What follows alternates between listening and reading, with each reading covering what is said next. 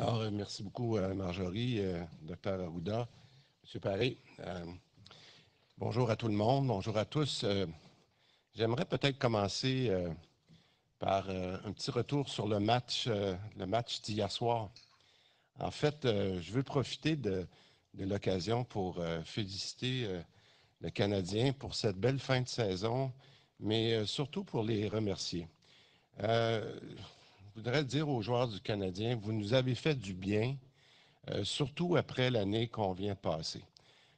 On a été fiers, puis je peux vous dire on avait un sentiment de fierté hier soir, puis je tiens à vous remercier à toute l'équipe du Canadien. Maintenant, il faut revenir à nos moutons, puis il faut faut se préparer pour l'automne qui s'en vient.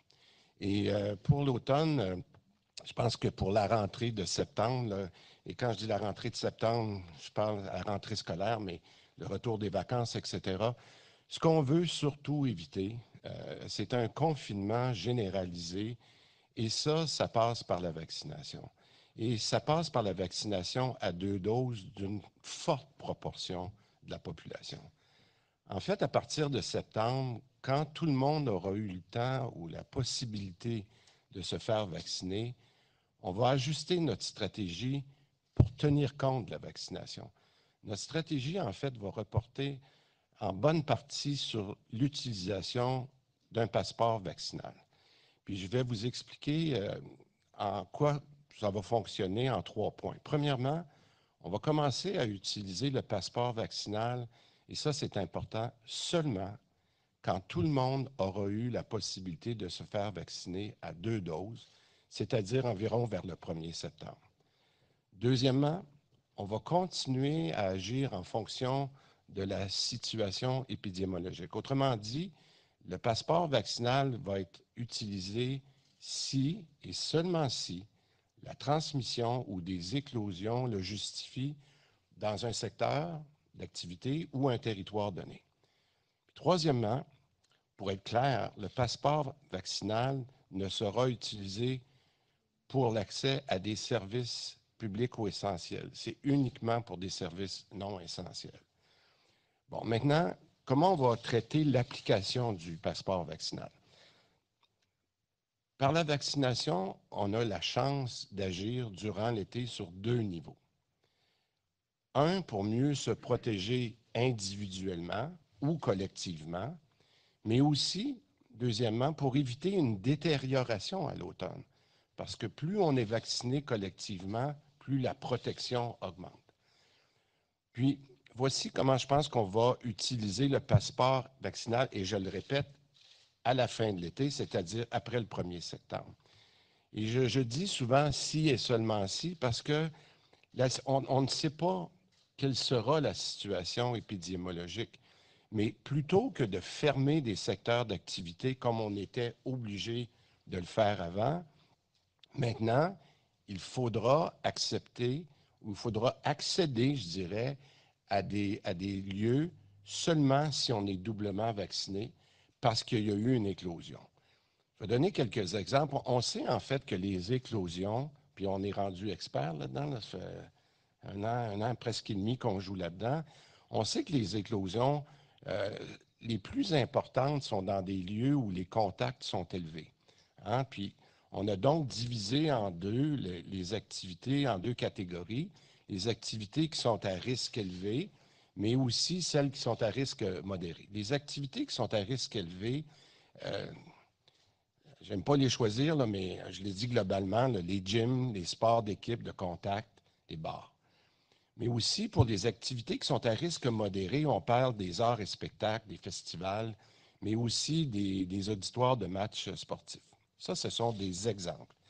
Ces lieux-là, pour moi, ne sont pas restreints d'emblée aux personnes vaccinées 2 doses. Ils le seront seulement pour les personnes qui sont non vaccinées si la situation se détériorait. D'accord? Puis cette façon de faire va nous permettre, en cas de détérioration de la situation épidémiologique, d'avoir une approche qui est beaucoup plus ciblée, puis de déployer des mesures spécifiques, mais surtout de garder des secteurs d'activité, des secteurs économiques ouverts, ce qui a été notre principal problème dans les premières, deuxième et troisième vagues. En fait, le passeport vaccinal devient un instrument de plus dans notre gestion de cas et des contacts. Pour moi, c'est une très bonne nouvelle. Avec la vaccination, on a trouvé une alternative au confinement généralisé. Ce sera bon pour la société, c'est bon pour l'éducation, c'est bon pour l'économie, mais c'est aussi très bon pour notre réseau de santé. C'est clair qu'en cas d'éclosion, les personnes qui sont adéquatement vaccinées vont avoir une situation plus normale. Ils vont conserver leur vie normale et ça, c'est ça qu'on veut. Les personnes qui refusent de se faire vacciner, je l'ai souvent dit, c'est leur droit. Mais elles doivent savoir qu'en cas d'éclosion ou de transmission dans leur milieu, elles risquent de devoir s'isoler, de devoir se faire tester ou de ne pas avoir accès à certaines activités. Maintenant, je voudrais juste parler de pourquoi la deuxième dose. En fait, l'utilisation qu'on fera du passeport vaccinal démontre toute l'importance d'être adéquatement vacciné. Il appartient donc à chaque Québécois d'aller chercher sa première dose pour ceux qui ne l'ont pas fait, malgré qu'on atteint déjà des pourcentages quand même assez élevés. Mais la deuxième dose, il faut être capable d'aller la chercher. Donc, première dose pour ceux qui ne l'ont pas et les 2 doses pour tout le monde. On a mentionné hier, on a des statistiques maintenant qui vont être publiées régulièrement toutes les semaines, que, et les statistiques le démontrent clairement, 2 doses du vaccin ont un impact crucial sur les cas, mais aussi sur les hospitalisations. En fait, 95% des personnes qui ont eu la COVID entre le 27 juin et le 3 juillet, c'est assez récent, n'étaient pas vaccinées adéquatement. 95% des gens. Puis ça, c'est la même proportion pour les hospitalisations. Puis cette tendance-là, qu'on va commencer à publier dans les prochaines semaines, elle s'observe partout dans le monde. Donc, on ne peut pas continuer de paralyser, notamment le réseau de la santé, alors que des personnes font le choix de ne pas faire vacciner. C'est donc dans cette optique-là que la preuve vaccinale sera déterminante. Les gens qui sont adéquatement vaccinés pourront continuer de vivre dans une nouvelle normalité. Maintenant, je voudrais parler de la catégorie des jeunes de 18-30 ans. Et je veux faire un appel particulier à ces jeunes adultes. Pour plusieurs, en fait, j'en ai un chez nous, il n'y a pas de sentiment d'urgence. Je vous dis que ça commence à être urgent, cependant, de vous faire donner votre première dose si ce n'est pas fait en juillet. Si vous voulez être adéquatement vacciné au 1er septembre, ça commence à presser. Attendez pas de vous voir interdire l'accès aux bars ou à des activités qui sont importantes pour vous si la situation se détériorait.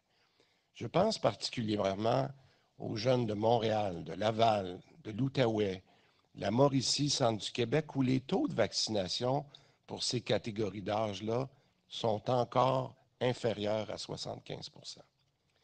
Prenez donc rendez-vous. Allez aux cliniques sans rendez-vous. On vaccine même dans les parcs. C'est super facile, c'est pas long. Puis comme je l'ai déjà dit, c'est mieux qu'une bine. Alors, en conclusion, des doses, puis Daniel pourra répondre à vos questions, on en a des millions. On n'a jamais eu une situation aussi extraordinaire en termes de disponibilité de vaccination.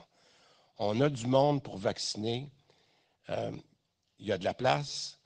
Prenez rendez-vous ou même mieux, devancez votre rendez-vous. J'invite donc les Québécois à aller chercher leur deuxième dose maintenant que l'intervalle aussi a été ramené à un minimum de 4 semaines. On a offert, en fait, toute la flexibilité possible aux Québécois pour recevoir leur deuxième dose. Et si le variant vous inquiète, allez chercher votre deuxième dose. Et je dirais en conclusion, profitez de l'été pour faire 2 choses. Reposez-vous et allez chercher votre deuxième dose et faites-vous vacciner. Je dirais en terminant que la vaccination, C'est non seulement bon pour nous tous, collectivement, mais c'est bon pour chacun de nous, pour notre liberté individuelle. C'est maintenant plus vrai que jamais, la vaccination est notre passeport vers un retour à la normale. Chaque point de pourcentage qu'on va gagner peut faire une très grosse différence. Je vais dire quelques mots en anglais. Here's how we plan to use the vaccination passport at the end of the summer. If and only if the situation deteriorates, rather than closing sectors of activity, it would be necessary to be doubly vaccinated to access certain activities. First, we will start using the vaccination passport only when everyone has had the opportunity to be vaccinated in 2 doses, that is to say, September 1st. We will continue to act according to the epidemiological situation. In other words, the vaccination passport will be used if and only if the transmission or outbreaks justify it in a sector or in a territory. Finally, to be clear, the vaccination passport will not be used for access to public or essential services. This is good news. With vaccination, we have found an alternative to generalized confinement. It will be good for society, good for education, good for the economy, but also good for our health system. To use that will be made of the vaccination passport demonstrate the importance of being adequately vaccinated. It is up now to each Quebecers to get their first dose for those who haven't had already taken it, and the second dose to be able to maintain their activities. I want to make a special call to young adults between 18 and 30. For many, there is no sense of urgency. I'll tell you that this is starting to be urgent to give you a first dose in July. If you want to be adequately vaccinated by September 1st, things are started to hurry. I invite Quebecers to take advantage of summer to get their second dose now that the minimum interval has been set at 4 weeks. It is now more true than ever. Vaccination is our passport to a return to normality. Thank you. Merci beaucoup. Merci beaucoup. Alors, nous allons maintenant procéder à la période de questions des journalistes. J'invite les médias francophones à se diriger vers les micros. Donc, comme à l'habitude, ça va être une question et une sous-question par média. S'il vous plaît, précisez votre nom et votre média. Alors, nous pouvons déjà débuter avec le micro 2 ici.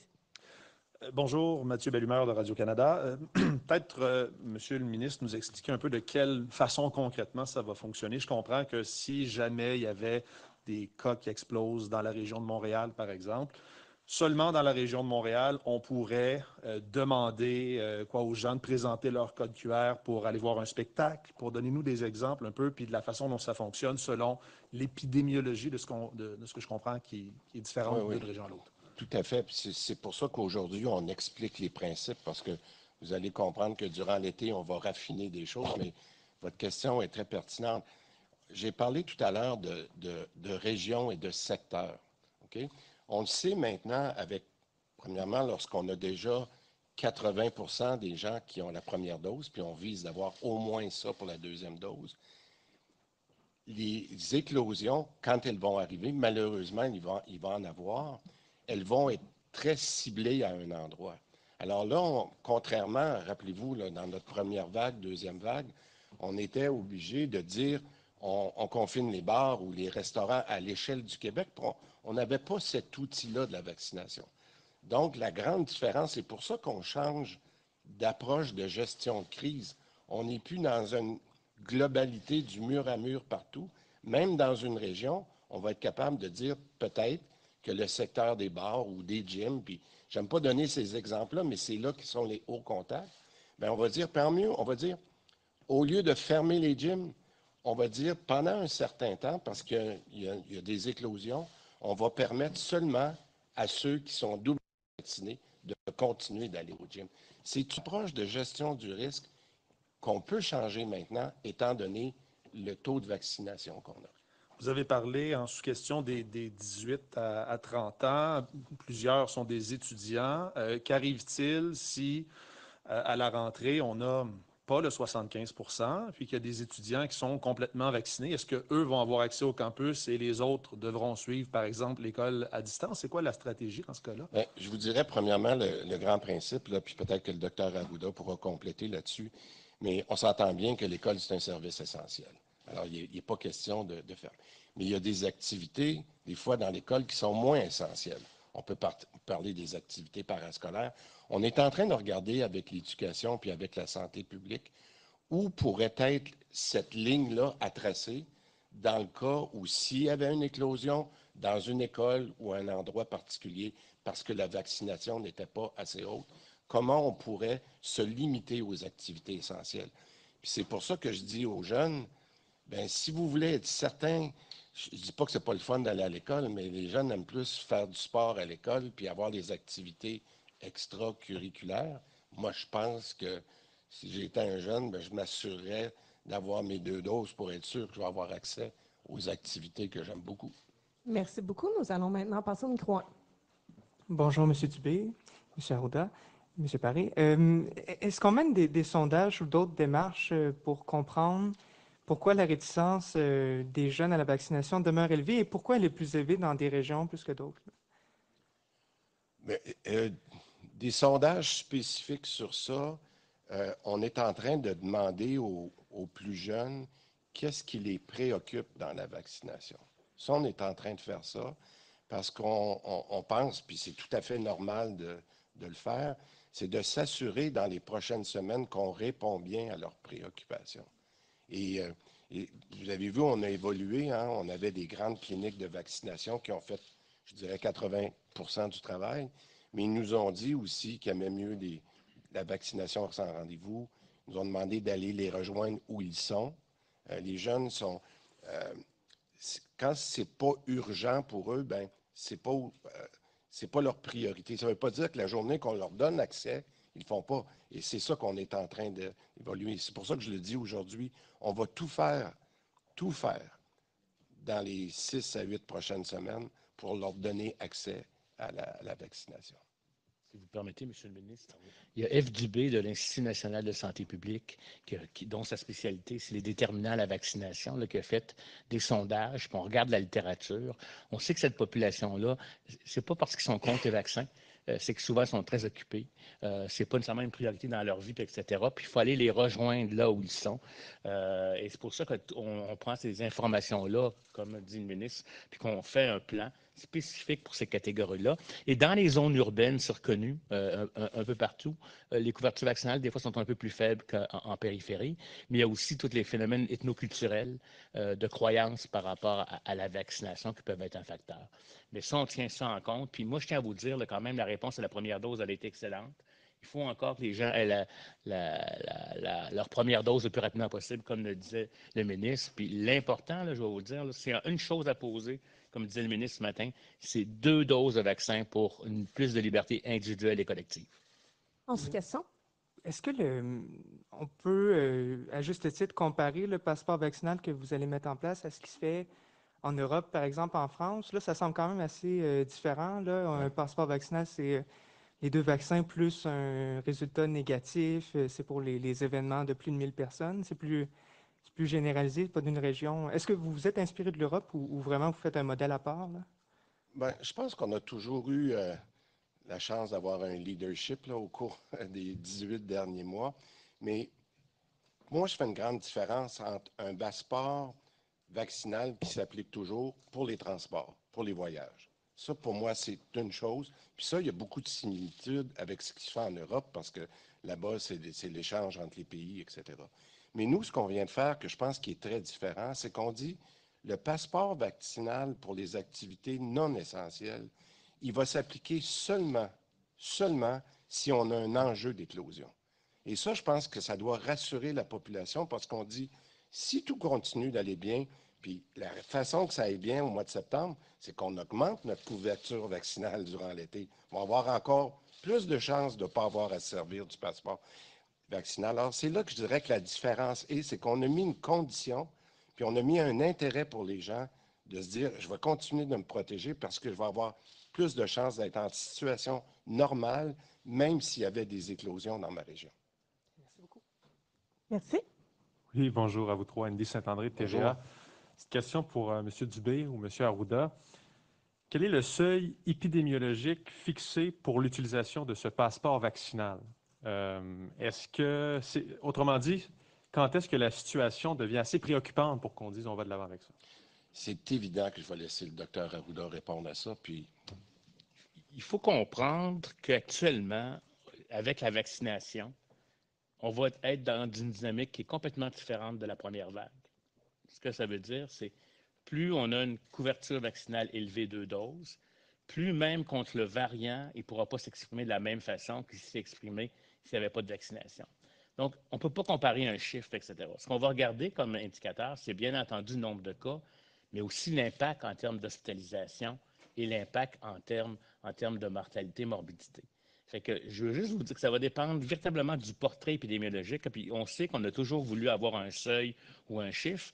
Prenons par exemple, j'ai 1000 cas au Québec, mais il n'y a personne qui est hospitalisé. Les choses vont relativement bien. Les activités de société peuvent continuer. Beaucoup de gens sont vaccinés, donc les impacts d'éclosion ne sont pas si importants. C'est des gens qui n'ont pas été vaccinés, comme le disait le ministre. 95% des gens qui sont hospitalisés ou qui font la maladie actuellement, c'est des gens qui n'ont pas reçu de vaccin ou qui ont reçu une dose. Fait que dans les faits, il n'y en a pas de chiffre magique. Moi, je vais vous dire bien honnêtement, ça va être comme à chaque fois une analyse comme telle, mais si on ne veut pas une quatrième vague importante, si on veut maintenir nos activités comme telles, si on veut ne pas être isolé parce qu'on n'est pas vacciné, parce que là on devient malade, c'est dangereux, etc., il y a une solution, 2 doses de vaccin, le plus rapidement possible. Allez chercher votre première, allez chercher votre deuxième. Et avec ça, à la limite, on pourrait ne pas avoir à utiliser du tout le passeport vaccinal. Puis ici, on n'est pas dans un passeport vaccinal qui prime des droits, on est dans un instrument, un outil de plus pour contrôler les éclosions, pour éviter de fermer un secteur au complet. Ce qui est très différent des fois de l'utilisation qui est faite ailleurs ou de la compréhension que les gens ont du passeport vaccinal. est-ce que je peux juste faire une Oui. précision parce que quand vous demandez des chiffres, je peux pas Ouais, je sais que vous aimez ça. j'ai de la misère à pas vous répondre. Mais en ce moment, quand vous posez la question, moi, je fais la différence entre le taux de vaccination puis le taux d'immunité. Le taux de vaccination qu'on nous demandait au début, quand on avait les variants qu'on connaissait là, dans les premières, deuxièmes, un peu moins virulents, on les a trouvés virulents, mais ils sont toujours moins virulents de ce qu'on commence à connaître avec le Delta, avec les variations, les variants qu'on a en ce moment. C'est sûr que lorsqu'on nous demandait de parler de 75 qui étaient les chiffres qu'on entendait, puis qu'on a ajusté aux 12 ans et plus, bien, moi, je suis très content qu'on soit déjà rendu à 80 en termes de taux de vaccination, pardon. Mais ce que je vous dirais, c'est que je pense que ça ne sera pas assez si on a un virus qui est très, très, très virulent en septembre. Et c'est ça qu'il faut faire attention. Donc, on n'est pas capable de vous répondre en ce moment sur la partie taux d'immunisation parce que le variant est un impact majeur dans ce calcul-là. Alors, comme on ne connaît pas je dirais, la virulence du virus en septembre, travaillons sur la vaccination. Vous me suivez? On a dit 75 c'était bon, 80 c'est sûr que c'est meilleur. Le gros enjeu qu'on a, c'est que dans certaines catégories, les plus jeunes qui ont beaucoup de contacts, on n'est pas là. C'est pour ça qu'on dit en ce moment, limitons à travailler sur le taux de vaccination. Les gens le comprennent. Puis je vous dirais, en résumé, vous savez, là, quand on vaccine, quand mon collègue réussit en équipe là, à faire 100 000 vaccins par jour, 90 000 de deuxième dose, on fait plus que 1,5 % de la population tous les jours. Fait que les gens vont pouvoir le suivre. Là. Dans les prochaines semaines, là, 41, 43, 45 %, on veut aller chercher 80. Puis si on est plus capable d'aller chercher les plus jeunes, on va monter à 82, 83 %. Fait que focusons pour le moment sur le taux de vaccination, qu'on connaît bien, que les gens comprennent. Puis quand on aura plus d'informations sur le variant, j'espère qu'on n'aura pas besoin, mais si on a plus d'informations, bien là, on pourra finaliser notre taux d'immunisation. Ça va? En sous-question? Ça va. Sous question, je fais ça vite. En présentant cette preuve de vaccination adéquate, Est-ce que ça va vouloir dire fin des mesures sanitaires, par exemple au restaurant? On présente ça, il n'y a plus de concept de bulle, on peut être de façon illimitée autour d'une table et reprendre finalement la vie normale. Bien, l'objectif, c'est ça.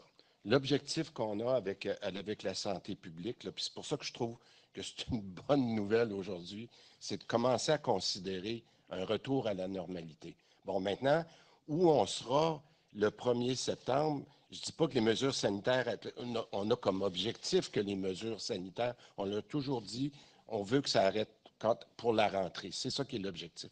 Si la situation continue on est à 75-100 cas, je pense qu'on est capable de dire il y aura des décisions de la santé publique sur une zone bleue, une zone verte, etc. Ça va se préciser dans les prochaines semaines. Mais ce qu'on dit, par exemple, à partir du 1er septembre, si on est mal pris, là, on pourra appliquer le passeport. Fait que moi, je fais la différence entre mesures sanitaires et le passeport de vaccination qui nous permettrait de se prémunir contre des petites bosses qu'on pourrait avoir cet automne, j'espère. Merci. Merci. Bon. Prochain média, encore une fois, précisez votre nom et votre média, s'il vous plaît.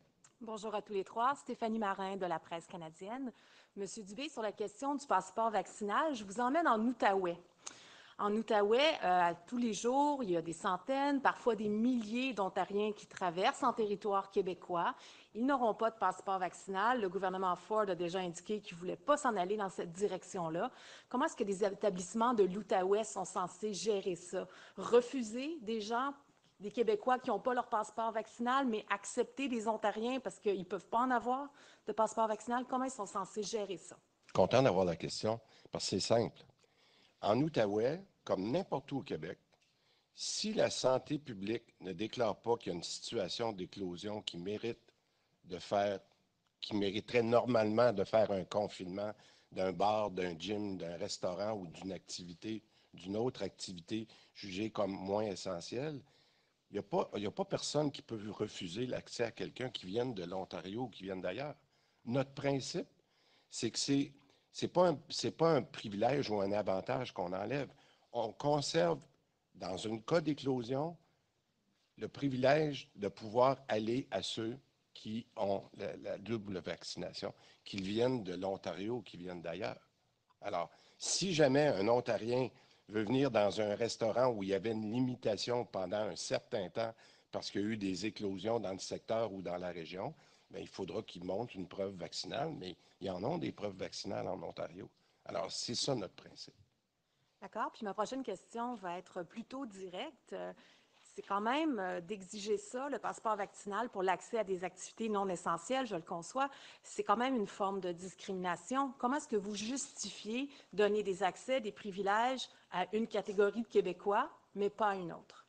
Écoutez, je l'ai expliqué, puis pour moi, ça fait non seulement depuis le mois de janvier qu'on vaccine les gens, on a donné à tous les Québécois des ressources, du temps pour se faire vacciner.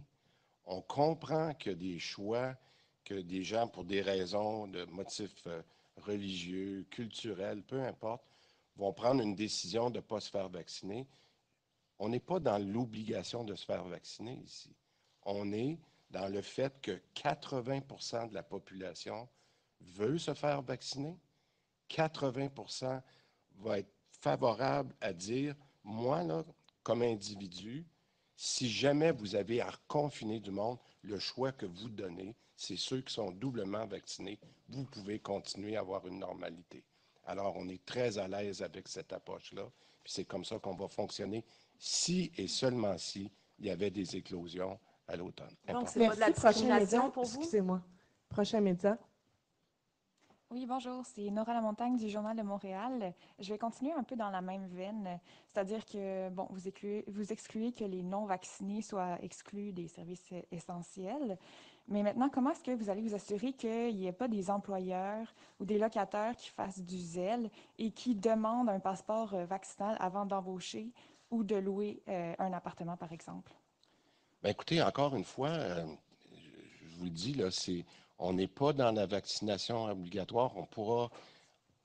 Notre principe, il est très, très simple. C'est qu'il faut que ça soit dans des cas d'éclosion. C'est très clair ce qu'on se dit là. Si dans une situation, dans un secteur d'activité, puis ça peut être dans une entreprise où il y a des éclosions, qu'on soit dans la vaccination, dans des centres de tri pour nourriture, etc., bien là, il serait normal de demander d'avoir les 2 doses parce qu'il y a une éclosion. Mais en temps normal, ce n'est pas une obligation pour les employés de le faire. Ma question portait plus sur des gens sur des secteurs sur lesquels vous n'avez pas le contrôle, c'est-à-dire dans le privé, que ce soit des locataires individuels ou certaines entreprises.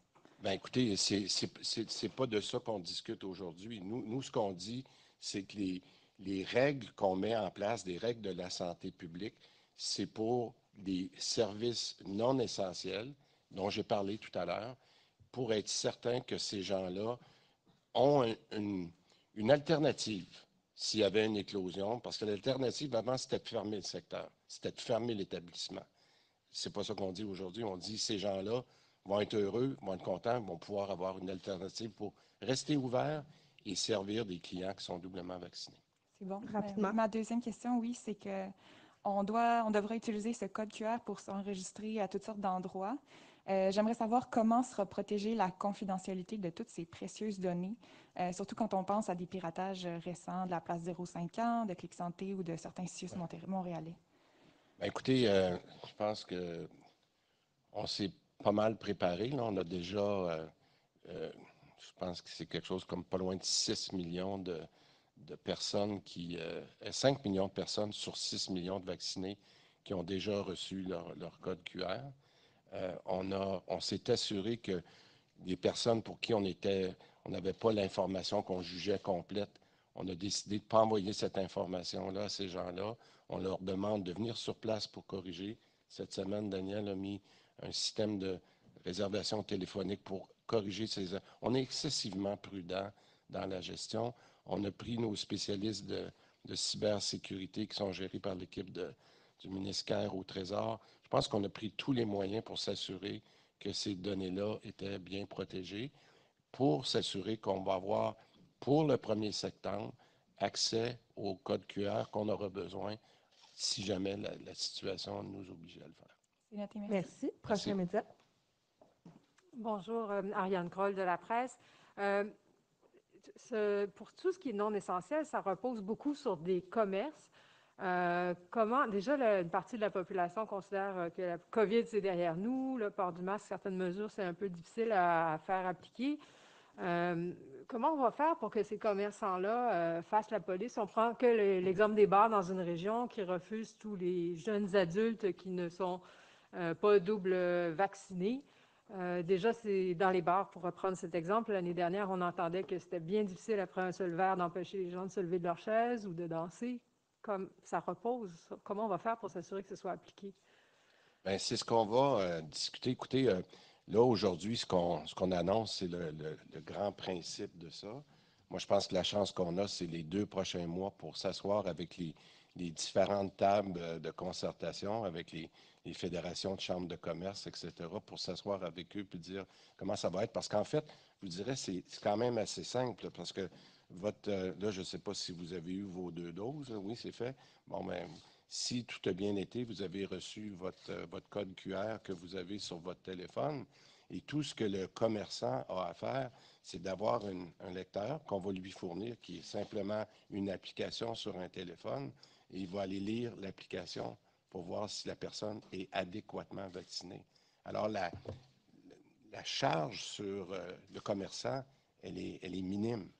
Maintenant, s'il décide de laisser rentrer quelqu'un qui ne va pas lui montrer sa preuve vaccinale, ça, c'est un autre enjeu. Mais ce que je vous dis en termes de charge administrative, il n'y a pas de bureaucratie là-dedans. C'est excessivement simple pour le commerçant et c'est ça qu'on va faire avec les différentes fédérations durant l'été. On demande quand même à des commerçants de faire la sécurité et d'exclure leur clientèle potentielle. D'après vos réponses aux autres questions, est-ce que vous espérez ne pas avoir à utiliser ce code QR?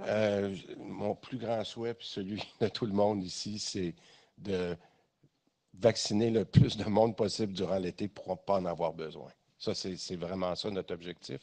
Mais je vous dirais que les commerçants, quand ils ont à faire un peu la surveillance dont vous parlez, Mme Kroll, je pense qu'il y a une chose qui est certaine. ils aiment mieux faire ça que d'avoir un commerce fermé. Alors, c'est ça qu'on leur donne comme alternative aujourd'hui. Merci. Prochain média. Bonjour à vous trois, mon nom est Kevin Dupont de Cogeco Nouvelles. Première question au docteur Arruda. Il y a plusieurs auditeurs, des parents de jeunes adultes qui se demandent finalement quels sont les risques de myocardite chez les jeunes après la deuxième dose de vaccin.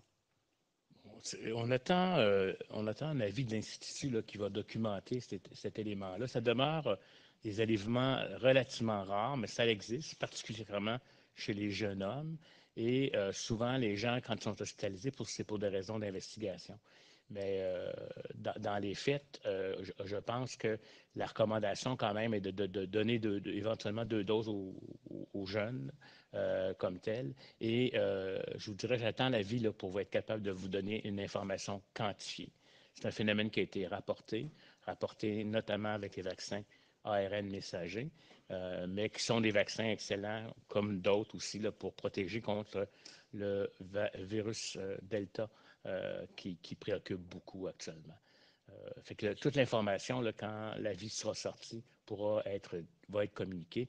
Et dans, je vous dirais, les instruments qu'on va utiliser en campagne de vaccination, les gens vont pouvoir avoir l'information pour consentement éclairé. Et en sous-question, M. Dubé, vous avez répondu tout à l'heure à une question de mon collègue concernant les activités parascolaires du côté des écoles, les cégeps, universités. Est-ce que vous allez favoriser le virtuel ou le présentiel pour les jeunes qui ne sont pas encore vaccinés complètement à la rentrée? Est-ce qu'ils vont pouvoir accéder aux classes?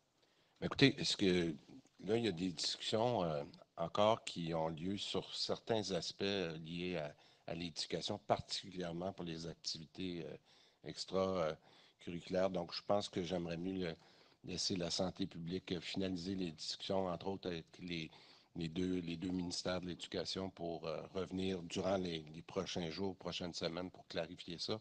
Mais encore une fois, que ce soit pour l'école ou pour toutes les autres activités, le message s'applique aux jeunes. Maximisez vos chances de ne pas vous faire refuser dans une activité qui vous intéresse si jamais le taux de vaccination n'était pas assez élevé. Alors, ça s'applique. Peut-être, tout à l'heure, quand on a parlé de la propos vaccinal, j'aimerais ça que M. Parry vous parle d'un enjeu qu'on voit souvent dans nos centres de vaccination. Puis je pense qu'il est important lorsqu'on parle c'est ce que Horacio disait là, sur la qualité des vaccins ARN. Je ne sais pas si vous peut-être parler un peu de Moderna et de Pfizer. Bonjour à tous.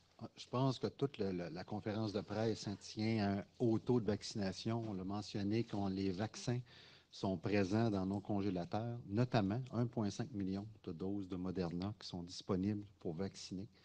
Et on le sait que, selon nos avis du Comité d'immunisation du Québec, l'interchangeabilité des vaccins est disponible.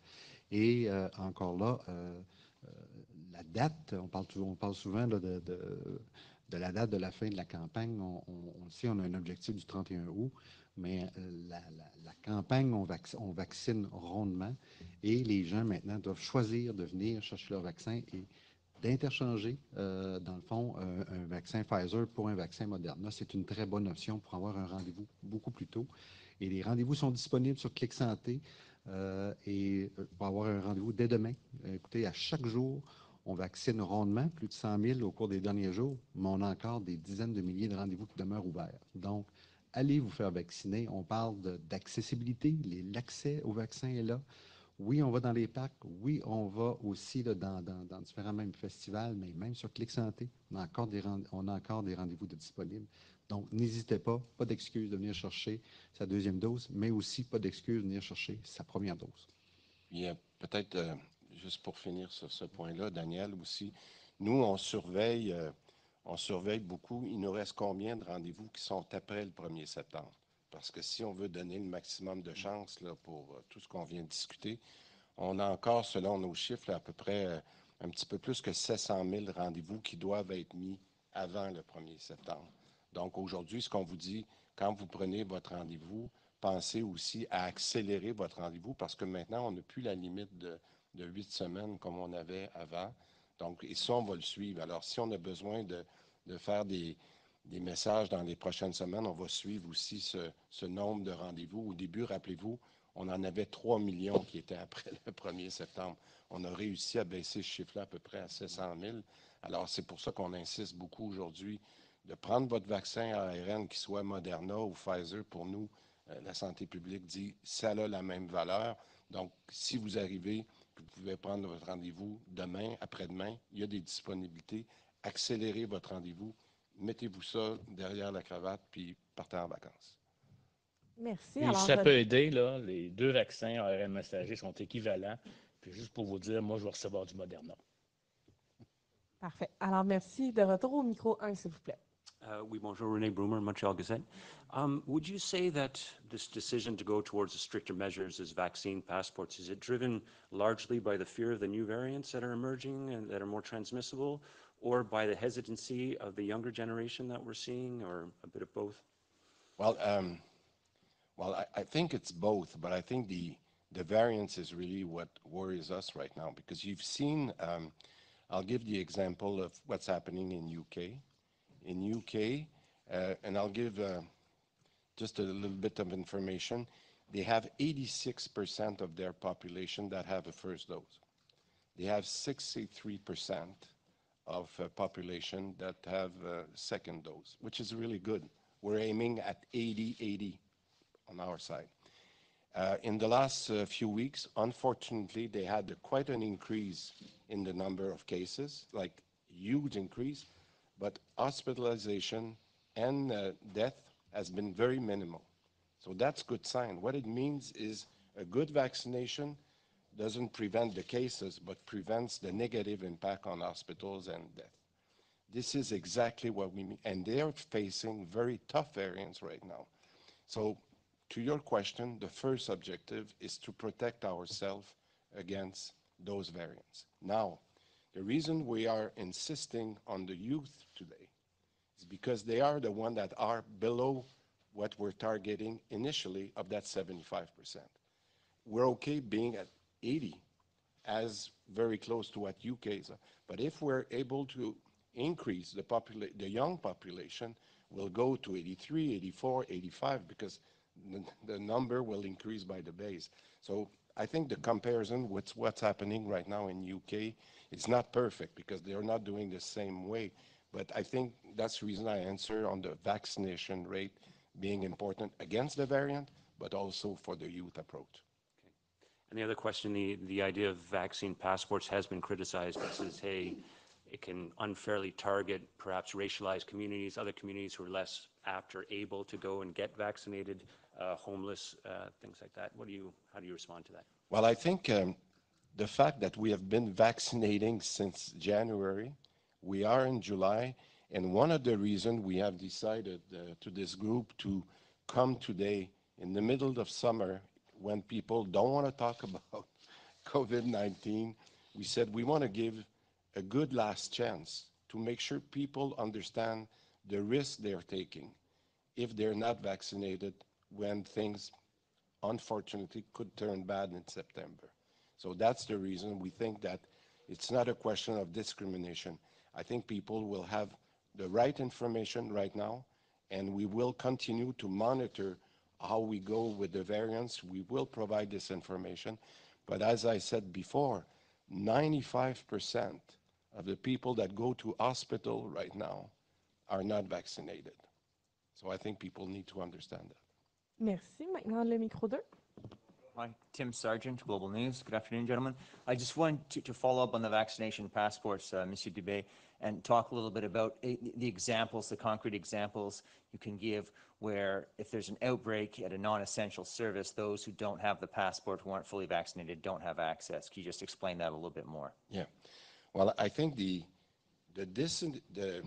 decision about an eclosion, about an outbreaks, is always an analysis by public health, by health. So imagine in Laval that there would be an outbreaks that in September, that the public health will say, well, we think that in this region, mainly because the outbreaks has been analyzed coming from gyms, in one gyms or 2 or 3 gyms around in a specific area, instead of the approach we had last year was to say, we'll close the gym.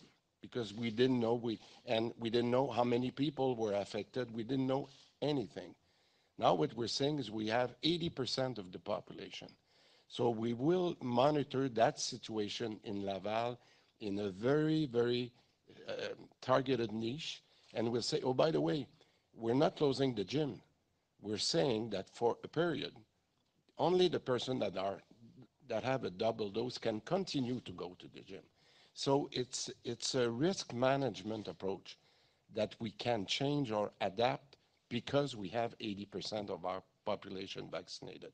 The only thing that we cannot tell you today is we want 80% of the population to be having 2 doses and to make sure that we will be there September 1st. That's the reason we're here today saying, please go and get your second dose as quickly as possible. And just to follow up on that, for several weeks now, you've been targeting the younger population, the young adults, that 18 to 29-year-old group. They still haven't even reached the 70% threshold of getting their first vaccine. What do you think continues to be the holdout? Why is it you still think these 18 to 29-year-olds are not getting vaccinated, despite your repeated messages that have been going on for weeks? Well, I think Daniel can confirm my numbers, but I said that a month ago, and we had 250,000 of that 5 categories that were not vaccinated. A month later, we only have 105,000 of them. So we've been able to clear more than half of those. I think the main reason is an appreciation of risk of youth that's saying, well, I'm willing to, I don't see the benefits for me, but I think slowly, hopefully not too slow, but slowly we are convincing them. I'm very encouraged that we are now at this rate of almost 100,000, especially in the areas that I've mentioned during the presentation. And I think that if we continue offering them the service at their door, in the parks, in the schools, everywhere where the effort to them is less, I think we will be able, and I'm very confident, especially if they know they would be, they would not have access to certain activities in the fall if there was a deterioration of the situation. I think that's the reason we want to be clear today about that. And the good news, if I may add, the good news is every day we can see 2,000, 3,000 individual of this group age who are choosing vaccination. So this is why we need to be perseverant. We need to be there. Accessibility is there. There's no excuses. And we'll be there all summer. Merci. Alors, pour une dernière intervention, au micro 1. Yep. Chloe Rinaldi, CBC News. So my first question is, what happens to people who can't get the vaccine for medical reasons? What alternative is given to them? Glad you asked, because this is the thing that we'll refine in the next few weeks. We already had discussion on that. To me, as a principal, a person that have a special medical situation will make some arrangement through the doctors, or we try to make sure that she has the right to enter somewhere if it's properly coded on, but they will need the medical proof from a doctor that she has or he has a special situation. But we're dealing with that. We want to, today, as I mentioned, announce the principle. We want to agree, but that will be only for medical reason. There would be some exception. Okay. And Ontario has said no to a vaccine passport. So what happens to Ontarians who are trying to come into the province? Well, the same thing, as I mentioned, we don't make a difference right now for them until there are some outbreaks, which we've done. But if there was an outbreak in a bar in Gatineau, and then we decide that only the people that have 2 vaccinated can enter that bar or that gym, but we'll ask the same rule for wherever you're coming from Ontario or USA. So the rule is really only when outbreaks, and if there is an outbreak, only people that have 2 doses that will enter in that non-essential service. Merci beaucoup. Alors, c'est ce qui met fin au point de presse du jour. Merci, bonne journée. Bon été. Bon été tout le monde. Merci beaucoup.